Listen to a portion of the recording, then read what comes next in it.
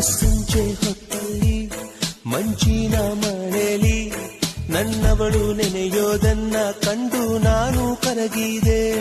ಅವಳಂದ ಚಂದವ ಒಂದಾಗಿ ಸೇರಿಸಿ ನನ್ನೆದೆಯ ಗೂಡಲಿ ಗುಬ್ಬಿ ಹಾಗೆ ಬಚ್ಚಿಟ್ಟುಕೊಂಡೆ. ಮಳೆ ನಿಂತೋದ ಪರಿವೇ ಇಲ್ಲ, ಅಲ್ಲಿ ಏನಾಯ್ತೋ ಅರಿವೇ ಇಲ್ಲ. ಎಷ್ಟೋ ಮಾತುಗಳು ಎದೆಯಲ್ಲಿ ಉಕ್ಕಿ ಬಂತು, ಬಾಯಿ ತೇರೇದೆ, ತುಟಿ ಮೇಲೆ ತೂಟಿ ಒತ್ತಿ ಹಾರಿ ಹೋದರು.